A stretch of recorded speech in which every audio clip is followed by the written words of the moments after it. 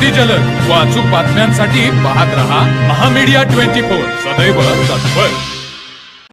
One विभागाकडून माणगाव येथे बिबट्याची शोध मोहीम, ग्रामस्थांना दिल्या विविध सूचना।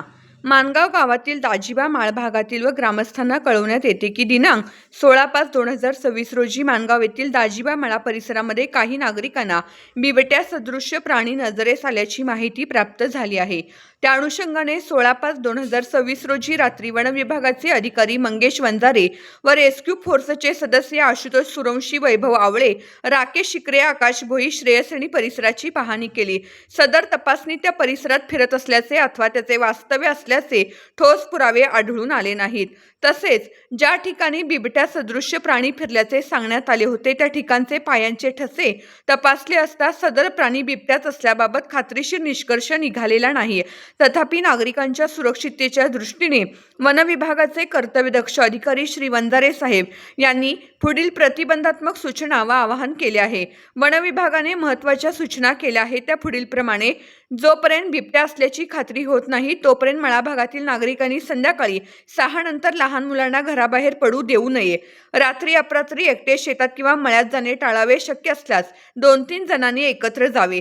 संध्याकाळी 6 नंतर सुमसान रस्त्याने जाताना कर्कश आवाज, मोठ्याने बोलणे किंवा टाळ्या वाजवणे करावे। 2 चाकी वाहनाने प्रवास करताना गाडी चालू स्थितीत व थोडी रेस्ट देत प्रवास करावा।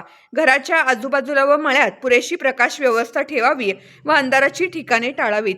रात्री बाहेर पडताना मोबाईल टॉर्च किंवा फ्लॅशलाईट जवळ ठेवावी। कुत्रे, शेळ्या, वासरे इत्यादी पाळीव जनावरे रात्री सुरक्षित व बंदिस्त ठिकाणी ठेवावीत।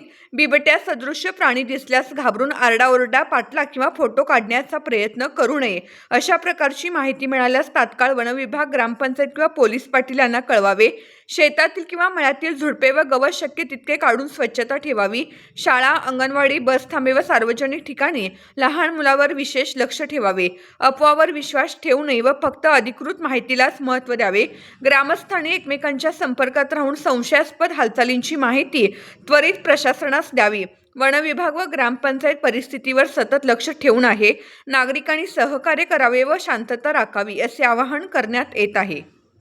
तर मग चला सबस्क्राइब करायला विसरू नका महामीडिया 24 न्यूज चॅनलला। महामीडिया 24 सदैव तत्पर।